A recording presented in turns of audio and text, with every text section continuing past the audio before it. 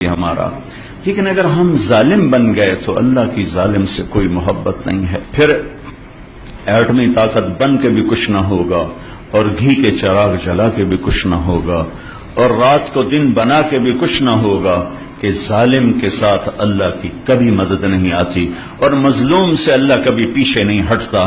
مظلوم چاہے کافر اور دہریہ کیوں نہ ہو، مظلوم ایک برادری ہے، اس میں مذہب کا کوئی ٹھپا نہیں، مظلوم ہونا شرط ہے، اللہ اس کے ساتھ ہے. اور ظالم بھی ایک برادری ہے، اس کے لیے ایمان اور کفر شرط نہیں ہے. پھر اللہ کی تباہی کے نظام چلتے ہیں اور اللہ کے غیظ و غضب کے رندے پھر جاتے ہیں. میں آپ سے گزارش کروں گا، آپ اپنی ذات سے شروع کریں، حکومت کا انتظار نہ کریں. آپ اپنی ذات سے شروع کریں. آج کے بعد میں اس اللہ اس کے رسول کی نافرمانی نہیں کروں گا. آپ کی عدالت میں کوئی بے نمازی، کوئی وکیل عورت، کوئی وکیل مرد بے نمازی نہ ہو، کوئی ظالم کا پشت پناہ نہ ہو. ہم یزید کو سب گالیاں دیتے ہیں، حسین کے لیے اب بھی آپ رو رہے تھے، لیکن کام سارے وہی ہوتے ہیں جس سے یزید کی تقویت ملتی ہے، حسین کو نہیں ملتی.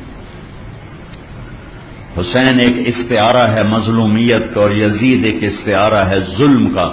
اب یہ قلم میں آپ کو دے رہا ہوں، لکھ لو.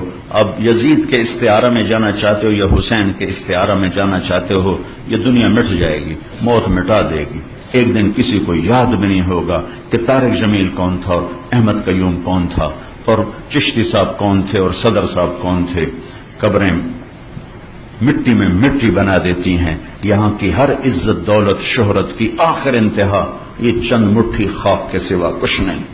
جاؤ بادشاہوں کی قبروں پر دیکھو، کھود کے دیکھو، خاک کے سوا تمہیں کچھ نظر نہیں آئے گا. اجل ہی نے چھوڑا نہ کسرا نہ دارا، اسی سے سکندر صفات بہارا. ہر ایک لے کے کیا کیا نہ حسرت سے دھارا، پڑا رہ گیا سب یوں ہی ٹھاٹھ سارا. جگہ جی لگانے کی دنیا نہیں ہے، یہ عبرت کی جا ہے تماشا نہیں. اب ہم سب مل کر توبہ کریں اور اپنی ذات سے شروع کریں کہ ہم سچائی کے ساتھی بنیں. نماز نہیں چھوڑیں گے، کسی کا حق نہیں ماریں گے، بچوں کو حلال کھلائیں گے.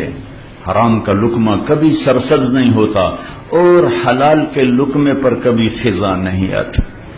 ظلم کے پیسے پہ کبھی بہار نہیں آتی اور حلال پیسے پر کبھی خزاں نہیں آتی. ظالم کے لیے اللہ کی کسی قسم کی کوئی ہمدردی نہیں، اور مظلوم کے لیے ساتوں آسمان کے دروازے کھلے ہوئے. جو اپنے بچوں کو حلال کھلائے گا اس کے بچے نہال رہیں گے، آباد رہیں گے، خوشحال رہیں گے.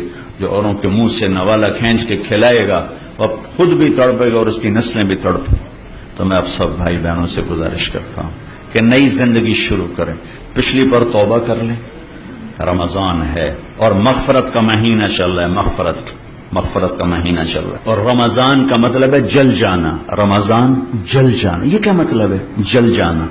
اس میں کیا جلتا ہے جو اس کا نام رمضان اللہ نے رکھا ہے؟ رمضان جل جانا.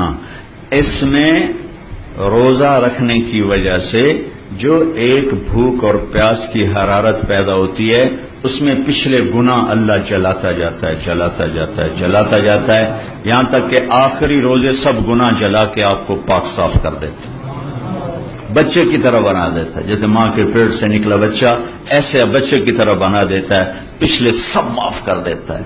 رات کو تراویح رکھی، اس کی تھوڑی قیمت بتا دوں تاکہ آپ پیچھے غفلت ہے تو اب نہ ہو. تراویح کے ہر سجدے پہ 1500 نیکی لکھی جاتی.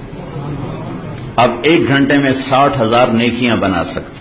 اور تراویح کے ہر سجدے پر جنت میں سرخ یاقوت کا ایک گھر تیار کیا جاتا ہے جس کے 60,000 سونے چاندی کے دروازے ہوتے ہیں.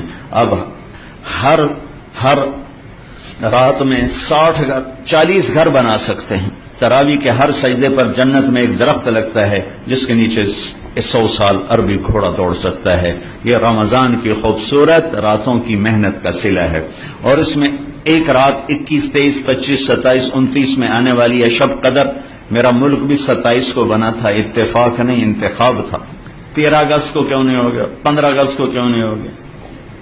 15 جولائی کو کیوں نہیں ہو گیا؟ یہ 14 اگست ہی کیوں چنا اللہ نے کہ اس دن 27 کی رات آ رہی ہے.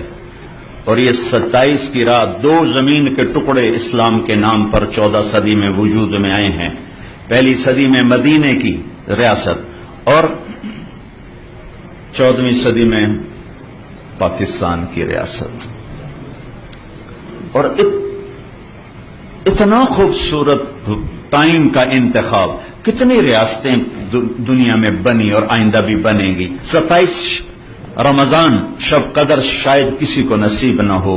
یہ اتنا اور میں دعا کیا کرتا ہوں اس کا نام رکھنے والے اللہ اس کی قبر ٹھنڈی کرے، جس نے اس کا نام پاکستان رکھا. پاک زمین، سبحان اللہ.